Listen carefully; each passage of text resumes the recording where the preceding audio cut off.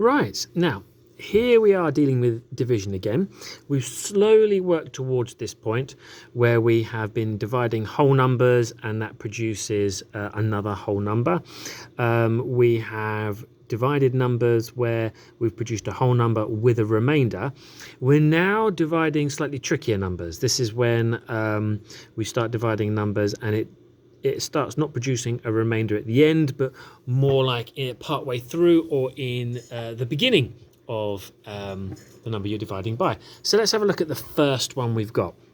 So we've got 45. This symbol shows that we are dividing it. So 45 divided by 3.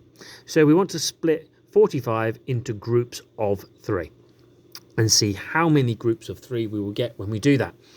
So let's have a look at the first time. We break it down into our different sections. How many groups of 3 will we get into 4? So we've got 4. How many groups of 3 will we have? Well, on this occasion, we have the 1 group, but that leaves us with 1 left over. What do? Well, the normal misconception with year 3 and 4 is to simply forget about it. We'll forget that one exists and we'll go on to the 5, and then that will give us a remainder. That's the wrong thing to do. Because we've got 1 here, we need to carry that over. We need to bring that over to the next number. So the 1 we have left over comes over and it comes over to here. We now have a new number formed, not 1 and 5, but actually 15. How many 3's going to 15? Well, if we count on in 3's, 3, 6, 9, 12, 15, we end up with 5 groups, and that's what we have there. And on this occasion, no remainder. Let's move down to the next one. How many 3's will fit into 4? Well, we know that because we've already done it there. So there's nothing wrong with looking back at a previous answer and thinking, I know that one. No point in working it out again. I've done the answer there. So there we are. We have that 1 group, but what we have to remember in doing that is that there is 1 left over. That 1 gets carried over to the next column. How many 3's going to 18? You could count on in 3's again, or you could complete a series of dots and put them into 3 groups. Groups of 3, I should say. So we've got 3, 6, 9, 12, 15, 18, and that will give us 6.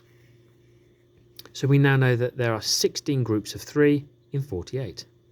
Here's the last example. We're dividing 32 and we're putting it into groups of 2. How many groups of 2 can I get into 3? 1. But as you can see here with my group of 3, I've got 1 group of 2. I've got that 1 left over. That has to be carried over. How many groups of 2 can I find in 12? And that on this occasion is 6. 2, 4, 6, 8, 10, 12 will give us 6 groups. So let's have a look at these particular examples. This changes it ever so slightly. The strategy is the same. So we have how many 6's go into our group of 7? Well, we have 1 group with 1 left over, so we carry that over, not forgetting it. How many 6's go into 18? 6, 12, 18, and we have 3. Let's have a look down here though.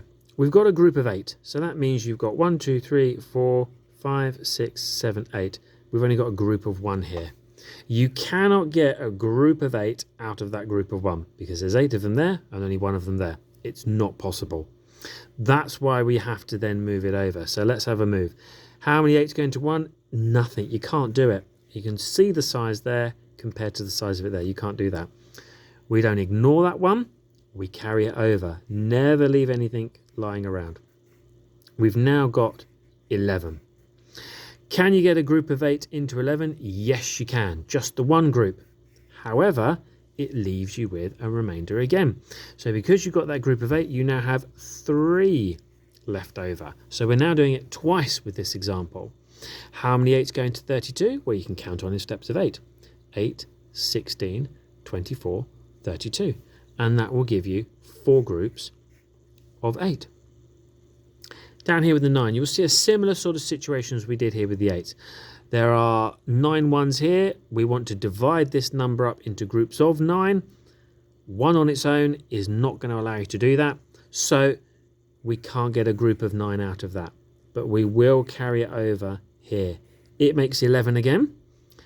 Can we get a group of 9 and 11? Yes, you can. But on this occasion, we have the one group, but there are 2 left over to carry over. How many 9s are there in 27? 9, 18, 27. That will give us 3.